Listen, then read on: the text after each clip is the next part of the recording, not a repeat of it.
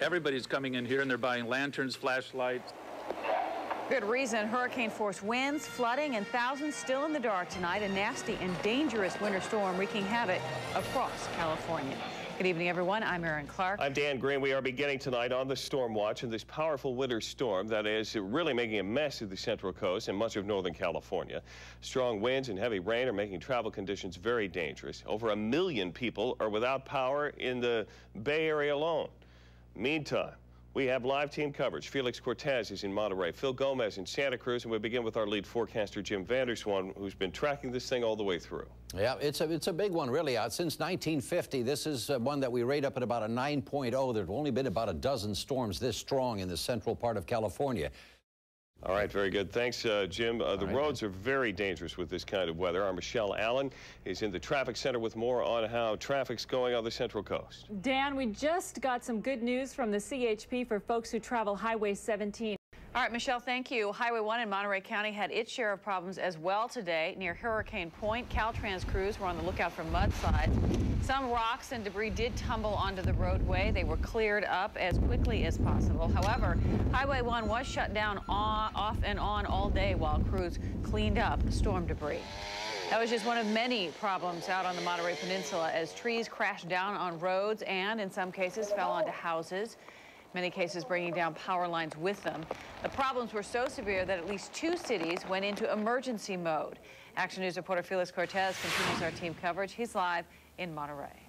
Well, Aaron, in Monterey today, there were at least 50 major incidents, especially during the afternoon rush hour. Aaron? All right, Felix, thank you. In all, 8 California counties activated their emergency operation centers today. Well, for many, it was really losing the power, as we saw in that report. Lights out for much of the Central Coast. Downtown Carmel and Pacific Grove, much of the day. The hardware store, Pacific Grove Hardware there, one of the few places that was open after much of PG lost the juice. They kicked on their generators, and the people just started pouring in. Everybody's coming in here and they're buying lanterns, flashlights. We all sold out our wicks for kerosene lanterns, propane. That's the last 2 that we have, and so it's been going since 8 o'clock. We understand that the propane is now gone. Yeah. No surprise there. Weather was so bad today that officials and the Monterey Peninsula College shut down campus. Officials made that call at about 12 o'clock this afternoon. The city of Monterey asked all employees, as Felix mentioned, to let their workers go home, just, for public safety. The strong winds across the area have caused literally hundreds of trees to fall down, topple over. Really, wind was the big problem today. Powerful winds knocking down this tree on Laurel Drive in Salinas this morning, crushing a car. Fortunately, no one was injured in this incident. High winds sent a tree into a house in Carmel this afternoon. Happened on Santa Carlos near Camino del Monte. Actually, it was San Juan. This is just one of the many trees that fell today. We received dozens of calls in our newsroom today about trees falling all over. Monterey County Sheriff's Department says at least 7 trees fell into houses today. Wind has also been blowing power lines down across the Tri-County area, leaving thousands in the dark. Most of downtown Carmel shut down today because they had no power. Here are the latest outage numbers from PG&E. Over 45,000 in Monterey County are in the dark. In Santa Cruz, numbers 44,000 customers. And at least 1,400 people are without power in San Benito County. In the Bay Area, almost 1 million PG&E customers are without power. At the height of the outages this afternoon, 1.2 million people were in the dark. In fact, it was so bad for a while, the winds were. PG&E had to pull out all their crews that were working in the Santa Cruz Mountains until things died down just for their safety. A PG&E official tells us that heavy rains and those super strong winds have made it exceptionally difficult for them to restore electricity, and they're at it now, and they will be at it deep into the night, maybe well through the weekend. Action News reporter Phil Gomez continues our team coverage. He's live. Well, it seems almost strange not having the howling winds at your back. 17 homes had trees fall into them. Fortunately, no one was injured. In Santa Cruz, Phil Gomez, KSBW, Action News 8. A lot of rain also causing some problems, swelling local rivers and streams. Here's what the San Lorenzo River looked like in Santa Cruz today.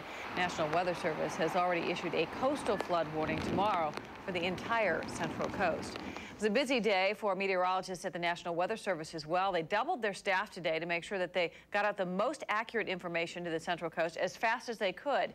But despite the damage that this storm is causing, meteorologists say the wet weather is a good thing. Live in Monterey, Stephanie Trong, KSBW Action News 8. Well, they're going to need a lot more than that, though. While we are getting pounded by the wind and the rain, Northern California is really taking a hit as well. Strong winds blew over trees and power lines across Northern California. This is San Anselmo in the North Bay. Strong winds knocked down a tree, smashed a car there. Meantime, hurricane-force winds blew over a big rig on the Richmond-San Rafael Bridge this afternoon. That backed up traffic. Crews had to clean up the mess. Just to show you how dangerous the Richmond-San Rafael Bridge was today. Look at this.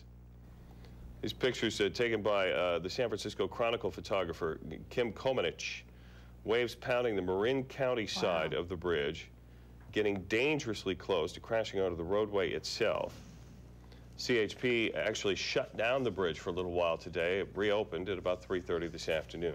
Heavy rains trapped a man in the middle of a flooded river in San Jose today. This is the Guadalupe River where water overflowed its banks. Firefighters were called to rescue the man, who ended up trapped on a small island in the middle of the river. A fireman lowered himself down to the island on a cable from a bridge, then put a helmet on the man, and the two were lifted up to the top of the bridge. Safely, we might add. Powerful wind knocked down some scaffolding in San Francisco this morning. Weather has forced many things in the Bay Area to close down.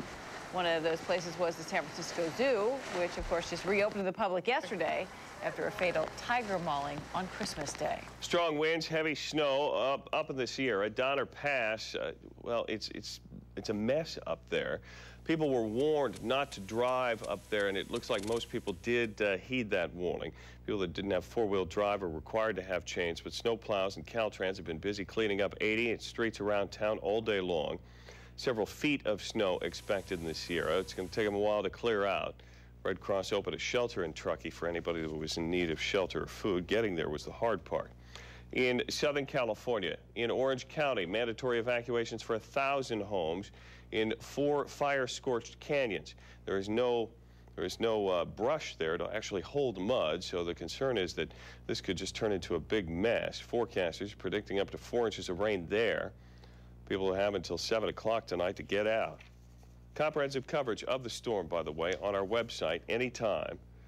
You can get current conditions, look at live returns from the Doppler radar, live pictures from our Skycam 8 network, links to the Santa Cruz and Monterey County Public Works web pages and local road closures, all there at the weather tab at the KSBWchannel.com.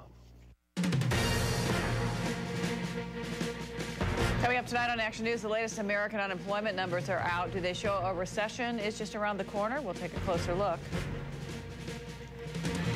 First he was kidnapped, then he was returned to the SPCA. A happy homecoming, finally, for Tiny Tim. And now that the Iowa caucuses are behind them, top presidential candidates looking to New Hampshire. We'll have more on that.